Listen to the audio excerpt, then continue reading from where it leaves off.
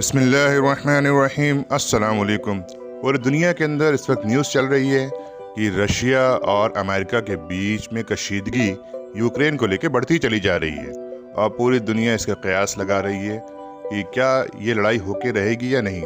एक तरफ नाटो के 30 कंट्रीज़ जिसमें कनाडा, अमेरिका भी शामिल हैं, यूरोप के तमाम ममालिक हैं और बहुत सारे कंट्रीज़ जो रशिया के बॉर्डर पे हैं, रशिया के नेबर्स हैं, वो भी उसमें शामिल हैं।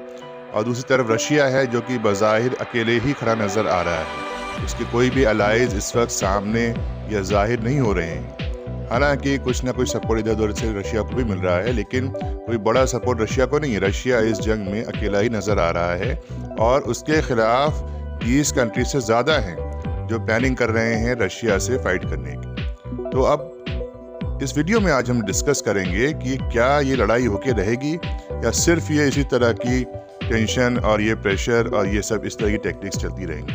तो ये समझते हैं कि रशिया और अमेरिका की लड़ाई किस बात को लेकर चल रही है। इसके लिए हमें पुराने अपने वक्त में जाना पड़ेगा जब वर्ल्ड वॉर 2 ख़त्म हुआ था। और वर्ल्ड वॉर 2 के बारे में हमें पता होगा कि रशिया, जर्मनी एक ब्लॉक में थे और अमेरिका, फ्रांस, इंग्लैंड और बाकी यूरोप के मालिक बहुत सारे अलग ब्लॉक में थे।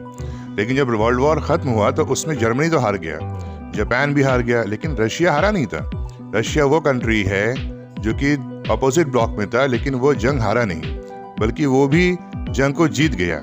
जब जर्मनी में फौजें घुसी, अमेरिका की और ब्रिटेन की और फ्रांस की, साथ में रशिया की फौज भी घुसी।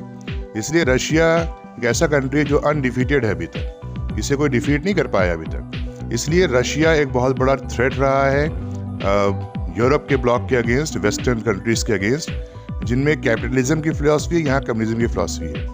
हालांकि कम्युनिज्म भी अब रशिया से एक तरह से ख़त्म हो गया है, वहाँ पे उन्होंने अपने सिस्टम को काफ़ी चेंज कर लिया है, लेकिन वो कशीदगी अभी बाकी है। जो माइंडसेट है वो मैच नहीं करते हैं। इसलिए ये पुरानी कशीदगी चली आ रही है रशिया और अमेरिका के बीच में। और इसी कशीदगी के तहत अमेरिका ने 2002 में अपनी ICBM एक ट्रीटी बनाई थी, उन्होंने anti ballistic missile ABM treaty, जिसे कि उन्होंने 2002 में ख़त्म कर दिया।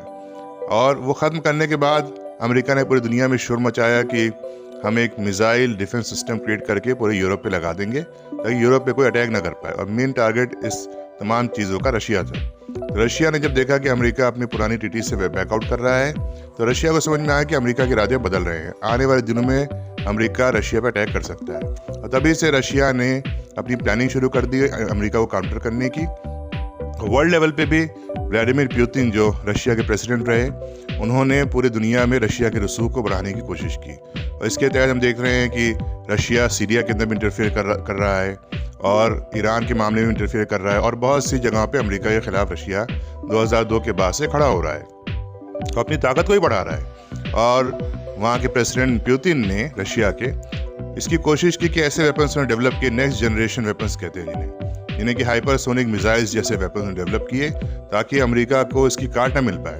अमेरिका की जो बढ़त हासिल थी रशिया पे, उसको काउंटर किया जा सके। उसके तहत 2013-14 में यूक्रेन पर अटैक किया रशिया ने और यूक्रेन का क्रीमियन पेनिनसुला को उन्होंने एनेक्स कर लिया, अपने अंडर ले लिया और वहाँ पे एक इंडिपेंडेंट गवर्नमेंट को इस्टेब्लिश कर दिया। और इसके खिलाफ नाटो कंट्रीज बहुत चिल्लाए, अमेरिका बहुत चिल्लाए, लेकिन कोई भी मिलिट्रीली जो है वो यूक्रेन को सपोर्ट करने कोई कंट्री आगे नहीं आया खुल के, और इससे रशिया के हौसले और बढ़ गए। और अब जो है अमेरिका ने सोचा कि पूरी दुनिया के अंदर हमारी साख कम हो रही है। अपनी पिछली वीडियोस में कई बार इस बात को डिस्कस भी कर चुके हैं कि इस वजह से कम हो रही है, क्या वजूहत हैं इसकी। इसके लिंक्स भी हम डिस्क्रिप्शन में आपको दे देंगे, उसे आप देख सकते हैं कि पूरे वर्ल्ड के अंदर अमेरिका की साख कम होते वक्त अमेरिका ने अब पूरा फोकस चाइना पे कर दिया है, चाइना को काउंटर करने के लिए। चाइना की तरफ से भी जो है रशिया के साथ दोस्ती का हाथ बढ़ाया गया, रशिया भी चाइना का सपोर्टर है और ये दो कंट्रीज जो हैं वो एक तरफ खड़े नज़र आ रहे हैं। हालांकि खुल के कोई ऐसी ट्रीटी या कोई ऐसा समझौता इनका सामने नहीं आया है, लेकिन वर्ल्ड जो परसेप्शन है वो यही है कि रशिया चाइना एक साथ ही खड़े होंगे जब भी अमेरिका से कोई लड़ाई की सिचुएशन क्रिएट होगी। अमेरिका का पूरा फोकस चाइना को काउंटर करने में, क्योंकि चाइना एक इकोनॉमिक सुपर पावर की तरह भी उभर के दुनिया में आया है और एक मिलिट्री पावर भी उभर के सामने आ रहा है। इसलिए अमेरिका को तो करना था काउंटर चाइना को। तो चाइना के खिलाफ ताइवान को लेके काफ़ी अमेरिका ने प्रेशर बिल्डअप कर लिया था और साउथ चाइना सी में कई सारे कंट्रीज अमेरिका के साथ खड़े होते नजर आ रहे थे।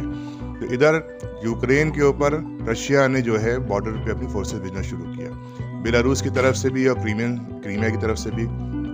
इस वजह से अब नाटो पे प्रेशर बिल्डअप होना शुरू हुआ, यूरोप ने शोर मचाया और अमेरिका जो है उसे काउंटर करने के अपनी शिप्स वगैरह को रशिया के खिलाफ भेज रहा है। अब अमेरिका के लिए बहुत मुश्किल सिचुएशन है कि उसका तो फोकस की सारी स्ट्रेटजी चाइना को काउंटर करने की थी। अभी रशिया से एंगेज करना नहीं चाह रहा था अमेरिका, लेकिन रशिया ने जो ये स्टेप लिया है यूक्रेन की तरफ, इससे अब अमेरिका फोर्स हो रहा है कि वो कुछ ना कुछ तो करे काउंटर करने के लिए रशिया को, क्योंकि यूरोपियन कंट्रीज की आर्मी या डिफेंस कैपेबिलिटी इतनी नहीं है कि रशिया को काउंटर कर पाए अपने बूते पर। तो इस वक्त काफ़ी खतरनाक सिचुएशन या बहुत डेंजर सिचुएशन डेवलप हो रही थी बॉर्डर के ऊपर, लेकिन बातचीत चल रही है।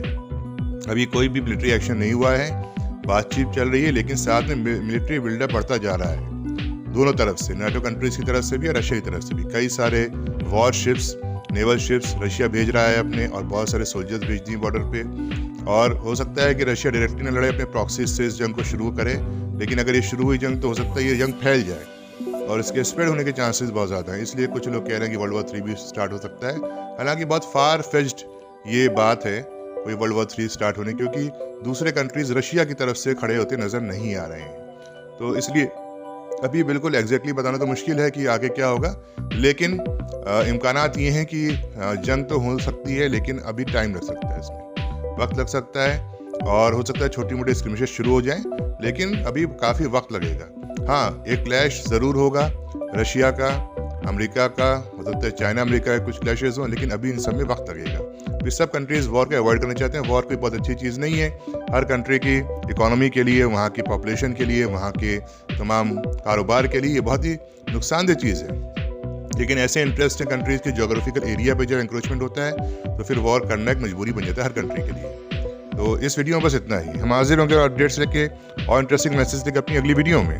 अगर ये वीडियो आपको अच्छी लगी तो इसे लाइक करें, चैनल को सब्सक्राइब करें और बेल आइकन पर ज़रूर क्लिक करें ताकि आने वाली वीडियोज़ की अपडेट्स आप तक पहुंचती रहें।